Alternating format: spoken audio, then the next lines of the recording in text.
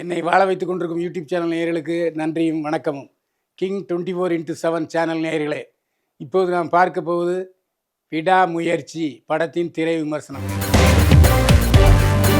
விடாமுயற்சி படத்தில் Ajith, Trisha, Regina Cassandra, Arjun, Aarav, Vaibhav மற்றும் பலர் நடித்திருக்கிறார்கள். ஓம் பிரகாஷ், நீரவ் ஷா ஆகியோர் ஒளிப்பதிவு செய்திருக்கிறார்கள். அனிருத் இசையமைத்திருக்கிறார். பிரேக் டவுன் என்ற படத்தின் கதைக்கு திரைக்கதை அமைத்து வசனம் எழுதி இயக்கியிருக்கிறார் மகிழ் திருமேனி. இந்த படத்தை லைக்கா புரொடக்ஷன்ஸ் தயாரித்திருக்கிறது.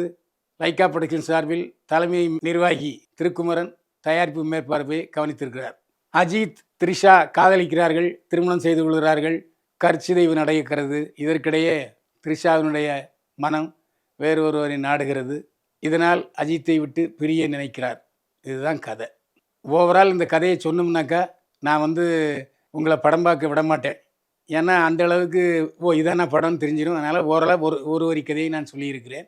படத்தில் அஜித் இதுவரை இல்லாத அளவுக்கு உணர்ச்சிகளை பொட்டியிருக்கிறார். பல படத்தில் ரொம்ப சிம்பிளாக நல்லா நடிச்சுப்பார். இந்த படத்தில் உணர்ச்சி பிரவாகமாகவே மாறிவிட்டார். அதாவது காதல் தோல்வி, காதல், கல்யாணம், கல்யாணத்துக்கு அப்புறம் மனைவியோட அந்யூன்யமாக இருக்கிறது, குழந்தை கற்சிதைவு, மனைவி இன்னொருவனுடன் ஓடிப்போக தயாராகிவிட்டாள் என்று நினைத்தும் அதை பெரிதுபடுத்தாத தொடர்ந்து மனைவியை காதலிப்பது. இதுதான் கதை. இந்த எல்லா நிகழ்வுகளுக்கும் பாவனைகளை மிக அருமையாக வெளிப்படுத்தி இருக்கிறார். இந்த படத்தில் நீண்ட இடைவெளிக்கு பிறகு அஜித்தை அந்த கருப்பு கலர் முடி, ஸ்டைலிஷ் ஃபேஸு, வெள்ளை வெள்ளையர் முகம் பார்க்கும்போது ஆகா எப்படி இருக்கார் அஜித் அப்படின்னு தோன்றுகிறது. 3 கட்டமாக படத்தை பிரித்திருக்கிறார். இப்போது 6 வருஷத்துக்கு முன்னாடி, அதுக்கு 3 வருஷத்துக்கு முன்னாடி, அதுக்கு 3 வருஷத்துக்கு முன்னாடி 12 வருடத்துக்குள்ள 4 பாகமாக பிரித்து படம் எடுத்திருக்கிறார் மகிழ் திருமேனி.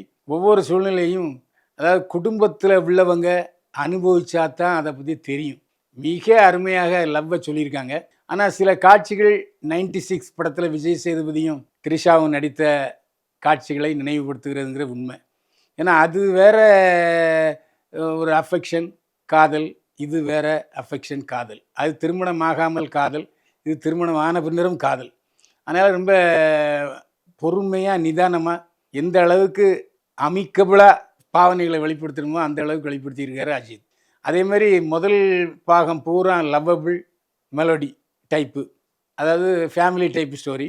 அதுக்கப்புறம் இன்டர்வலுக்கு அப்புறம் ஒரு 10 நிமிஷம் கழித்து அடி சண்டை ஆரம்பிக்குது பாருங்கள்.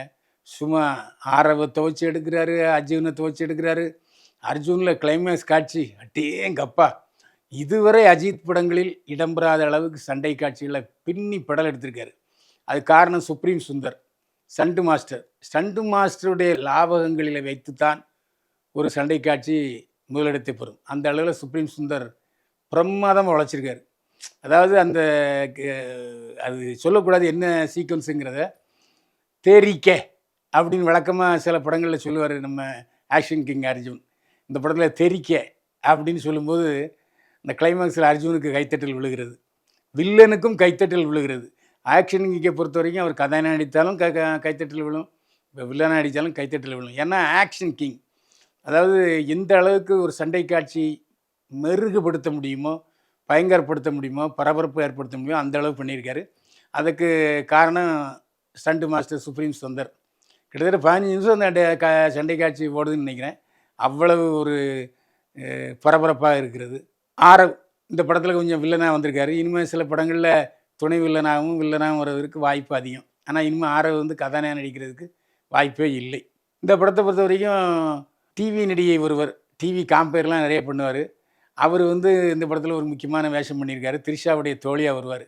த்ரிஷா தன்னுடைய மன வலிமை, மன வலிகள், மன சோதனைகள், மன இடையூறுகள் இவைகளெல்லாம் அந்த பொண்ணுக்கிட்ட தான் விவரிக்கும். அந்த காட்சியும் மிகவும் நல்லாயிருக்கும். அதை பார்க்கும்போது, படத்தை பார்க்கும்போது அவள் வில்லியா என்று தோற்றமளிக்கும். அது நீங்கள் படம் பார்த்தப்போ தான் தெரியும். இந்த படத்தில் அஜர்பைஜானுக்கு எதுக்கு போய் படம் எடுத்தாங்கங்கிறது எனக்கு புரியல. ஏன்னா இது எங்கேயோ மதுரையிலேருந்து தஞ்சாவூர் போகிற நேஷ்னல் ஹைவேல சில இடங்களில் இருக்குது. அந்த இடத்துல கொஞ்சம் இந்த இரவு நேரங்களில் படப்பிடிப்பு நடத்தியிருக்கலாம். அஜர்பைஜானில் பார்க்குறதுக்கு ஒரு இடமும் இல்லை, வெறும் சகாரா பாலைவனம். அதாவது வெயில் அப்படி கொளுத்துது. ஒரு சீன்லேயே அந்த ட்ரெக்கர் சீனில் த்ரிஷாவே பா இன்னும் வேறு வைக்குது அப்படின்னா, அதுக்கப்புறம் காரில் ஃபுல் ஏசி இருக்குது, வேண்டாங்க எப்படி கொஞ்சம் நிறுத்திட்டு போமா அப்படின்னு கேட்பார் அஜித். அந்த அளவுக்கு வெயிலோ வெயில், நமக்கே பார்க்க பொறாமையாக இருக்குது. பாவம் ஐயோ பாவம் இந்த வயசில் அஜித் அந்த அந்த மண்ணில் உருடுறாரு பாருங்க, நமக்கே அழுகையாக வருது. என்னதான் பணம் 100 கோடி வாங்கினாலும் அதுக்காக இப்படியா என்று தோன்றுகிறது. அந்த அளவுக்கு நல்லா உழைச்சிருக்கார் மனுஷன். அஜர்பைஜானில் ஒரு 2 காட்டுல உள்ள பார் பொட்டிக் இருக்குது. அங்கே இவங்க படம் பிடிப்படுத்திருக்காங்க. அதில் வந்து அஜர்பைஜான் ஆட்கள் நிறைய நடிச்சிருக்காங்க. இந்த படத்தை பொறுத்த வரைக்கும் கொஞ்சம் இங்கிலீஷ் தெரிஞ்சால் படத்தை கொஞ்சம் நல்லா ரசிக்கலாம். ஏன்னா படத்தில் பல சீன்கள் வந்து இங்கிலீஷ் பேசுகிறாங்க. த்ரிஷா இங்கிலீஷ் பேசுது, அஜித் இங்கிலீஷ் பேசுகிறாரு. அப்புறம் தேவையில்லாமல் வந்து அஜர்பைஜானை வேறு போன்ற நமக்கு ஓரளவு புரியல. சில இது இங்கிலீஷில் போடுறாங்க. அதனால் கொஞ்சம் மேட்டுக்குடியினருக்கு தான் இது கொஞ்சம் புரியும். அதாவது இப்போ உள்ள இளைஞர்களுக்கு, கல்லூரி மாணவர்களுக்கு, பட்டதாரிகளுக்கு இந்த படம் ரொம்ப பிடிக்கும். ஏன்னா இப்போ வந்து திருமணத்துக்கு பிறகு கூட புதிய உறவை தேடும் பெண்கள் அதிகரித்து கொண்டிருக்கிறார்கள் என்று சமீபத்தில் கணக்கெடுப்பில் நான் பார்த்தேன். அதை இந்த படத்தில் புதுசாக சொல்லியிருக்காங்க. ஏன்னா பிரேக் டவுன் என்று 1999 வந்த படம் இந்த படம். அதே மாதிரி படம் முழுக்க பார்க்கும்போது அப்படியே இங்கிலீஷ் படம் பார்த்த மாதிரியே இருக்குது, தமிழ் படம் பார்த்த மாதிரியே இல்லை. ஒரு தமிழ் படத்தை ஆங்கில படமாக பார்த்தா எப்படி இருக்கும், அப்படி இருக்குது. பேசுகிறதா அங்கங்கே தமிழ் பேசுகிறாங்களே தவிர, அதுமாதிரி ரெஜினா கசாண்ட்ரா சரியான கேரக்டர். ஆரம்பத்தில் பார்த்திங்கன்னா கதாநாயகி மாதிரியே வருது. அதுக்கப்புறம் பைத்தியம், அது அர்ஜுனும் பைத்தியம். நான் இப்படியே சொல்லி கதையை சொல்லிட்டேன்னா கஷ்டம் போயிடும். அதனால் ஒரு பைத்தியங்களுடைய வில்லத்தனமான நடவடிக்கை அப்படின்னு வேணால் சொல்லலாம். படம் ஒரு 10 நிமிஷத்தோட திருப்பம் வேறு மாதிரி இருக்கும். ஒரு கேரக்டர் நம்ம நல்லவன் நினைக்கும், அந்த கேரக்டர் கெட்டவளாக இருக்கும். அந்த மாதிரி கதை அம்சம் போகுது. இந்த இங்கிலீஷ் படங்கள் அப்படி தான் இருக்கும். அதுமாரி இதுவும் பிரேக் டவுன் அந்த காலத்தில் வந்த படம் பண்ணியிருக்காங்க. இது அஜித் விரும்பி நடிக்க நினைத்த கதைன்னு நினைக்கிறேன். ஏன்னா மகள் திரும்பினி திரைக்கதை மட்டும்தான் எழுதியிருக்காரு. பொதுவாக படங்களில் வந்து ஒரு காமெடி, குத்தாட்டம், மெலடி சாங்கு, சோக சாங்லாம் வைப்பாங்க. இதில் ஒரே ஒரு மாண்டேஜ் சாங்கு அஜித்துக்கு வச்சுருக்காங்க. அது நல்லா இருக்குது. வழக்கம்போல் அஜித்தோட ஸ்டைல் ஷாக் ஒன்று இருக்குது. அது படத்தில் நிறையா இருக்குது. ஆனால் என்னென்னா, அஜித்தை பல ட்ரெஸ்ஸுகளில் பார்க்கணுன்னு விரும்பிய ரசிகர்களுக்கு ஏமாற்றம். ஒரே ஒரு ஸ்கார்பியோ போட்டு விட்டுட்டு வருவார். ஆனால் படத்தில் எப்பா இந்த கார் சேசிங்லாம் இருக்க டூப்பே கிடையாதுங்க. ரியல் உருண்டு உருண்டு உருண்டு எப்பா. அஜித் வந்து கார் ரேஸ் பிரியர், கார் ஓட்ட தெரிந்தவர் என்பதனால அதை சமாளிச்சிருக்காரு. அந்த அளவுக்கு கார் சேசிங் இதுவரை தமிழ் படங்களில் பார்க்க முடியாத அளவுக்கு கார் சேசிங். அந்த டர்ன்னு போட்டு பிரேக்கை போட்டு நிறுத்தி சர்ன்னு 3 தடவை கார் சுற்றுறதுலாம் பார்க்க வேண்டிய காட்சிகள். நாம் கொடுத்த காசுக்கு ஜீரணம் ஆகுது, அதில் எந்த சந்தேகமே இல்லை. ஆக்ஷன் சைடும் சரி, லவ்வபுள் சைடும் சரி. ஒரே ஒரு விஷயம், காமெடி இல்லை, குத்தாட்டம் இல்லை, அவ்வளோதான். மற்றபடி என்டர்டெயின்மெண்ட் மூவிக்குள்ள அத்தனை அம்சங்களும் படத்தில் இருக்குது, அதில் எந்த சந்தேகம் இல்லை. ஒளிப்பதிவு நிரவிஷா, ஓம் பிரகாஷ். ஆரம்பத்தில் அஜர்பைஜானில் இந்த ஸ்டார் ஹோட்டலில் தங்கிட்டு லவ்வை தெரிவிக்கிற கட்டங்கள் போகிறதெல்லாம் கொஞ்சம் டல் லைட்டாக இருக்குது, பிரைட் லைட் இல்லை. கேட்டால் நைட்னே சொல்லிடுறாங்க படத்தில். அது கொஞ்சம் தெளிவில்லாமல் இருக்குது. அதே சமயத்தில் த்ரிஷா இந்த படத்தில் முழுக்க முழுக்க வேறு அவருடைய சொந்த கதையோ என்று தோன்றுகிறது. அவருக்கு என்ன சொல்கிறா, நமக்கு சில நேரங்களில் தனிமையாக இருக்கிறது நமக்கு சந்தோஷமாக இருக்குது, திருமணத்தில் நம்பிக்கை இல்லைன்னு த்ரிஷாவுடைய சொந்த வாழ்க்கையில் அனுபவங்களை வசனமாக சொல்லியிருக்கிறாரான்னு தெரியல. முகத்தில் அந்த அளவுக்கு த்ரிஷா நல்லா நடிச்சிருக்காங்க. ஒரு சில காட்சிகள் த்ரிஷாவுடைய கவர்ச்சியும் கண்ணை குத்தும் அளவுக்கு இருக்கிறது, அதில் எந்த சந்தேகமுமே இல்லை. படத்தில் த்ரிஷாவும் ரெஜினா கசாண்ட்ராவும் தான் லேடிஸுங்கிற முறையில். த்ரிஷா வந்து நம்ம ஊர் பொண்ணு மாதிரி இருக்குது. ரெஜினா கசாண்ட்ரா பைத்தியமானு தெரியல, இல்லாட்டி வெளிநாட்டிலே வாழ்ந்த பெண்ணான்னு தெரியல. அட்டேங்கப்பா என்ன வளர்த்தி, வேறு டைப்பாக இருக்குது, ஆம்பளை மாதிரியே இருக்குது. அதுவும் அர்ஜுனும் நல்ல வேளை, அர்ஜுனுக்கும் ரெஜினா கசாண்ட்ராவுக்கும் ஒரு மெலடி பாட்டு வைக்கலை, அந்த வகையில் சந்தோஷம். ஒரு பைத்தியக்கார ஆஸ்பத்திரியில் ரொம்ப டெரிபிளாக படமாக இருக்கார்.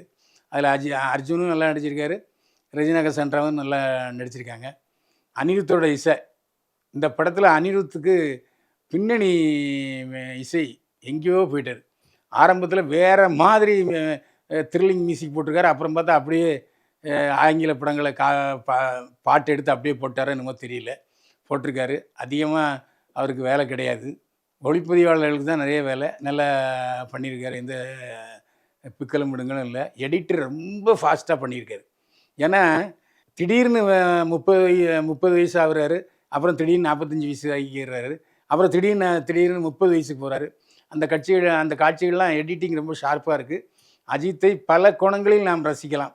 அந்த அளவுக்கு சின்ன வயசு அஜித்து, நடுநிலை வயசு அஜித்து, அப்புறம் இப்போ நவ்டேஸ் அஜித் எல்லாத்தையுமே நல்லா காட்டியிருக்காரு ஒளிப்பதிவாளர்.